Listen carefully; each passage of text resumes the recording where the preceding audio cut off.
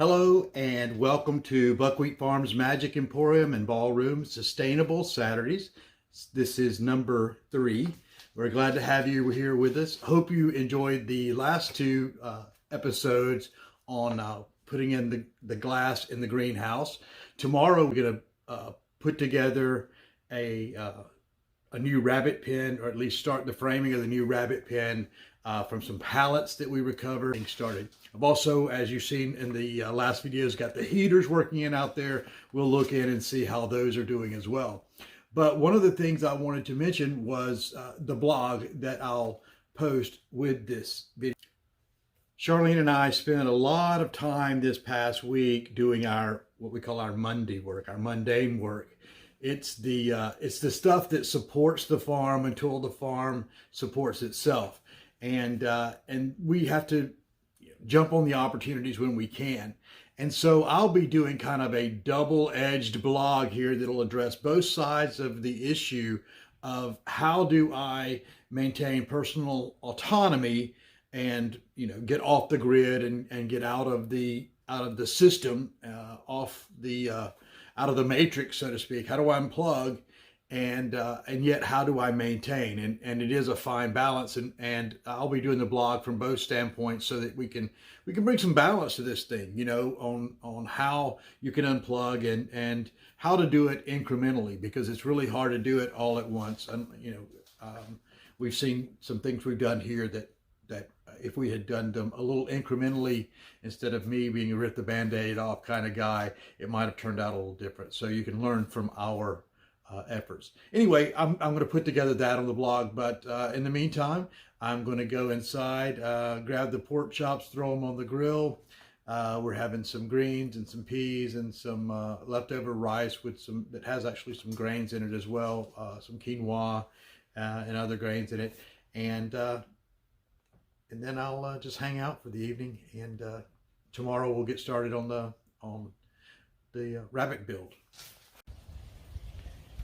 It's Saturday morning. I've got my tools and my supplies ready. I'm going to be making some new rabbit pens out of these pallets I reclaimed, and some of the materials that I have. I'm making a little bit larger and better apportioned pens for my rabbits.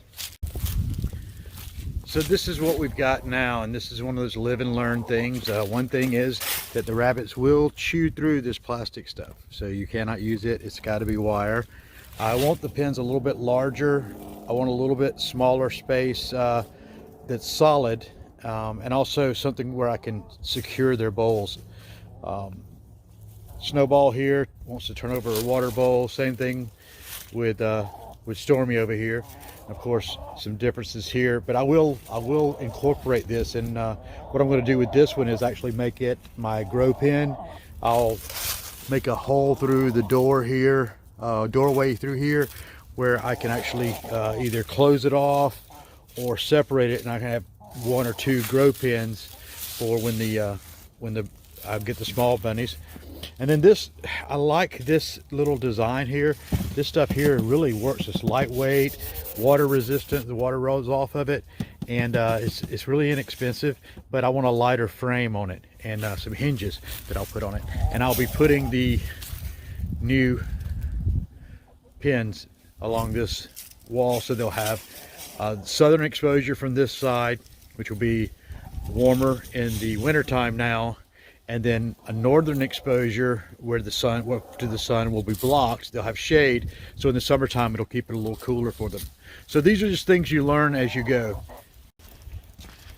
The first step is to take some of the hardware off of this. This was an old gate that I had used for my chickens at one time, and so I've got some hardware on it, got some screws in it.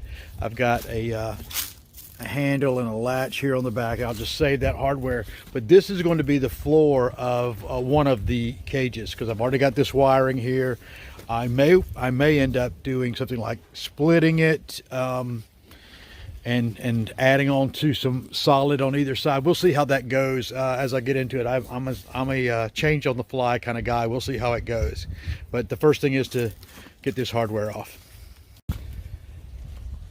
That was a pretty fortunate occurrence there. I found this piece that I had already cut off of an old pallet, and it's perfect to make a leg for the bottom of the cage there. And I'll cut I've got another 2x4 I'll cut to that length and attach it on that far corner there, and then I will have the foundation for at least the first part of the cage.